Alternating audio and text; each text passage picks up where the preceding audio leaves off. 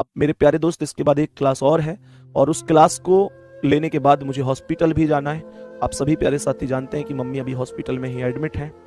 और वास्तविकता मैं तुमको सच बताऊं कि हम लोग, मतलब ऐसे समझो कि जीवन में मेरे में अगर कभी हंसी खुशी और ये सारी मतलब चीज़ें थोड़ी बहुत, मतलब जो परेशानियां उनको भूल पाता हूं तो आपकी क्लास में आकर एहसास हो पाता है। बाकी सच यही है कि ये हंसी मजाक ये सबसे परे भी एक चीज़ है, और वो चिंता है कि मम्मी कब ठीक होकर घर वापस आएंगी। क्योंकि इसलिए नहीं, मुझे पता है वो ठीक होकर आ जाएंगी, पर इसलिए कि सच बताऊं तो पता है, मतलब मम्मी से हमेशा, देखो सबका ही होता है भाई, माता पिता से बढ़ के कोई नहीं होता।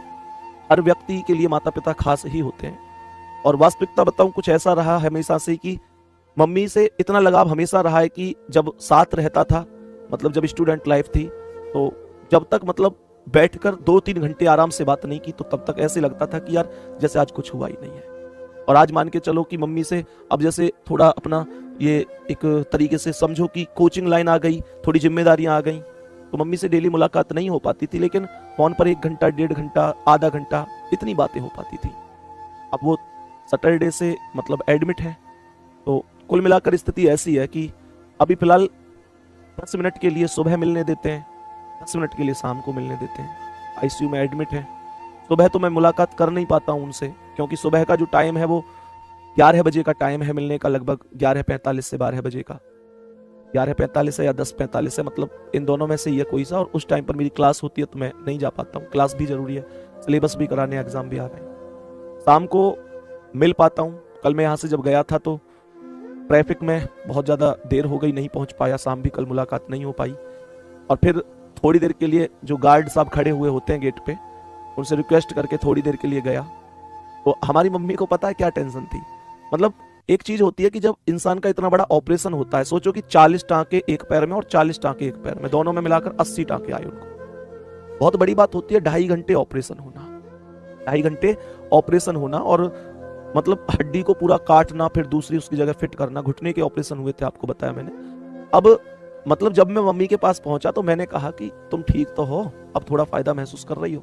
तो हमारी मम्मी को मतलब ये टेंशन नहीं है कि उनके 40 टांके आए, उनको टेंशन ये थी, वो मुझसे ये पूछ रहे हैं कि तू कोचिंग से सीधो सीधो भागे आयो हो क्या, कुछ खाए के भी आयो है, कुछ खा भी लियो तेने के ना। मतलब सच में यार, हम सब की जो माता होती हैं उनसे बढ़कर कोई नहीं हो सकता। अपने दर्द को इग्नोर करके हंसने की कोशिश कर रही हैं। वहां जो अंदर सिस्टर थी, मतलब जो नर्स वगैरह होती है उनसे सिस्टर बोलते हैं, मैंने उनसे पूछा कि कैसी तबीयत अभी, तो उन्होंने कहा कि तुम आए हो, तुम्हें देखकर थोड़ा हंस रही हैं, बाकी काफी दर्द था इनके, तो हमने दर्द की दवा वगैरह दी है तो थोड़ा फायदा है।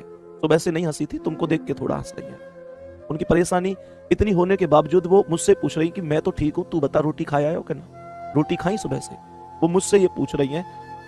मतलब शब्द नहीं है, ये वास्तविकता है कि किसी के भी प्यार को आजमा कर देख लो, हर एक के प्यार में कुछ ना कुछ आधा अधूरा निकलेगा। और एक माँ का ही प्यार है जो वास्तव में दूसरे से 9 महीने ज्यादा निकलेगा। माँ का प्यार वास्तव में अनथाई होता है।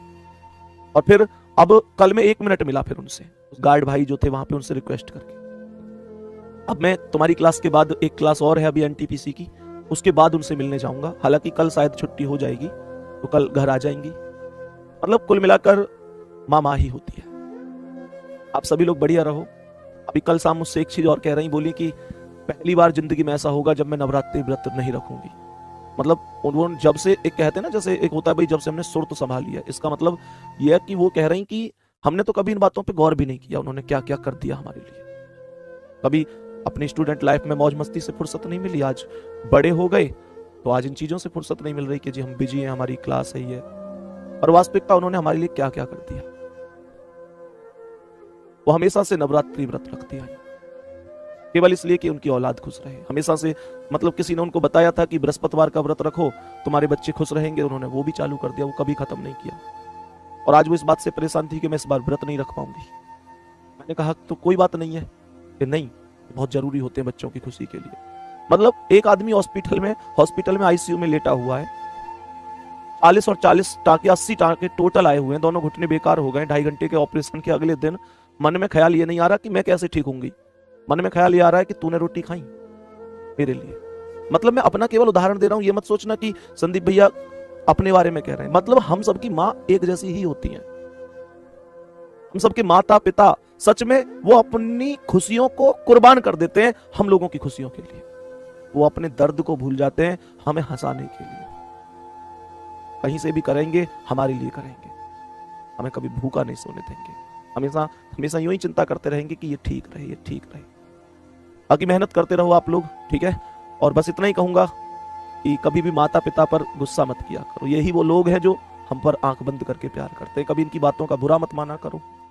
मम्मी पापा की बात का कभी बुरा मत माना करो। कभी डांट दें, कभी पिटाई कर दें, कभी कुछ भी कह दें, क्योंकि वही हमारे जीवन के वो असली साथी हैं जो कभी सपने में भी हमारे बारे में बुरा नहीं सोच सकते। हमारी खुशियों में 1000 लोग हमारे साथ होते हैं, हमारी खुशियों में 1000 लोग हमारे लिए तालियां बजा रहे होते हैं, लेकिन हमारी परेशानियों में अगर हमारी पीठ को कोई थपथपाता है कि हाँ कोई बात नहीं, तू बेटा फिर से मेहनत कर, फिर से आगे बढ़, या हमारी वास्तविक परेशानियों को कोई समझता है, हमारे लिए हर छोटी से छोटी चीज का कोई इंतजाम करता है, तो हमारे माता पिता होते हैं। उनसे बढ़कर सच में कोई नहीं होता।